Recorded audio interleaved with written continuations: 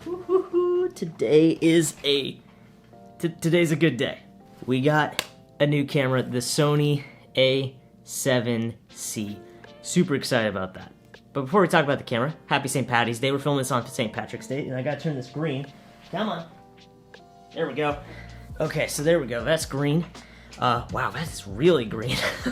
And today, yes, we're gonna be talking about the Sony A7C, but we're really gonna be talking about why I got the Sony A7C and why I'm going to be leaving Lumix.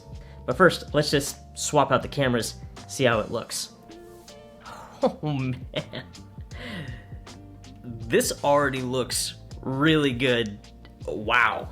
I actually had to lower my main light by like half because the camera was just letting in too much light. This is wild. I'm very excited about this.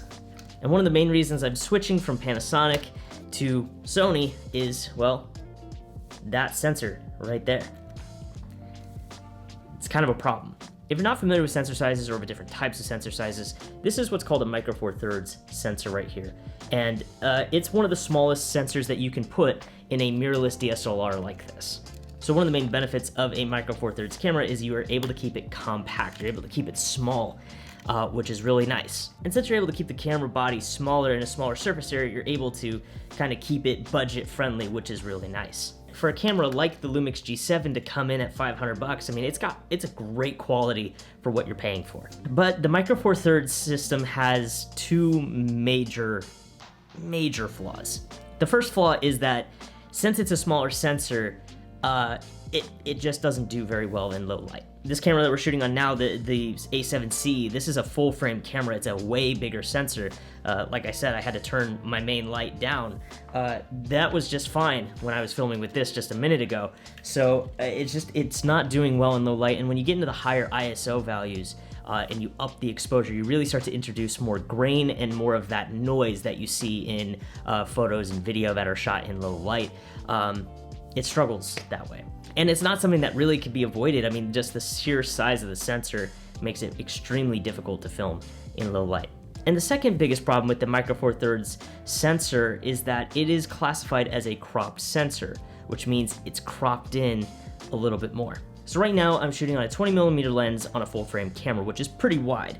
But if I were to put a 20mm on this guy on a micro four thirds censored camera, it would be cropped in much more than what you're seeing on a full frame. And so what I've been trying to do with this camera was I was trying to get it wider. That's why I got this 10mm lens, was to try to get as wide of a shot as possible. And when you're converting between full frame focal lengths and micro four thirds focal lengths, it gets complicated. There's some complicated math there, but it just boils down to just a 2x crop factor. So to kind of put it in simpler terms, this 10mm on this micro four thirds camera would be the same and is the same as this 20mm lens on this Sony A7C. It's just a 2x crop factor. That's all it is. So if we were to compare the two cameras, put them side by side, you'd probably notice that there's really no difference in focal length.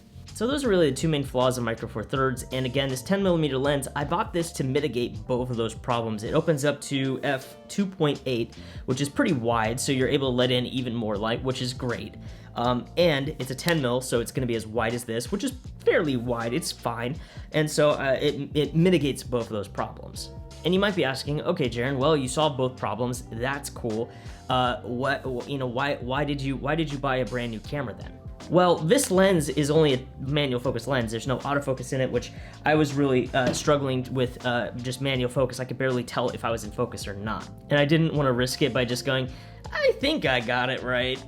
And so I went on a lens hunt. I thought to myself, is there a lens that Panasonic makes specifically for their micro four thirds cameras that is wide angle, that has a wide aperture so I could get better low light performance, and has autofocus? And I found that lens. It was the Lumix 10 to 25mm f1.7.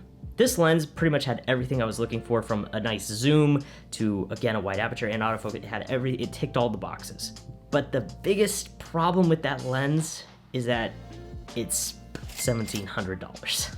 So at that point, I was like, you know what? If I'm going to be spending this kind of money trying to make, a micro four thirds camera look like a full frame camera, why not just buy a full frame camera? So now the question becomes, why Sony? Why the Sony A7C?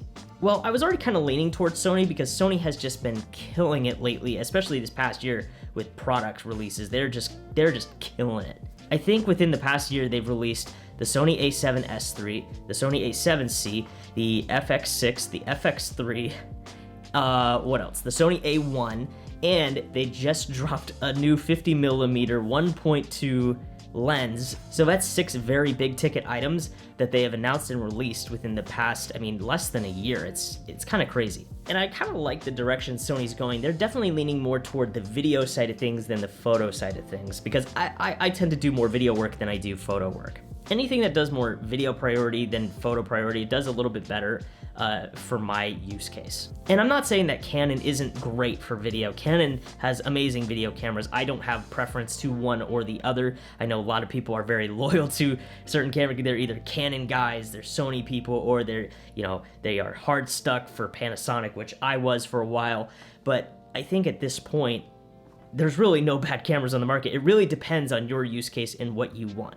And we talked about this in a previous video where we had talked about what are the best cameras for YouTube. We kind of touched on this a little bit there. So if you want to go watch that, card somewhere up here.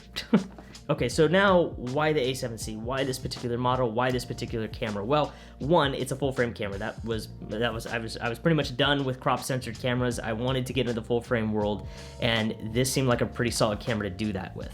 It has the latest Sony technology when it comes to autofocus technology. It has the latest color science. It really does have a lot of the updated features that Sony have included in some of their higher tier cameras packed into the A7C. And with the C in the A7C, it stands for compact, and that was another thing that I was looking for. I didn't want to have a big bulky full frame camera. Some of those cameras are huge, and I just didn't want to have a giant ass camera that I had to lug around. I didn't want that. I wanted something that was going to fly in under the radar and be relatively small and keep a low profile, and that's what the A7C is pretty much made for. So the A7C pretty much ticks all the boxes.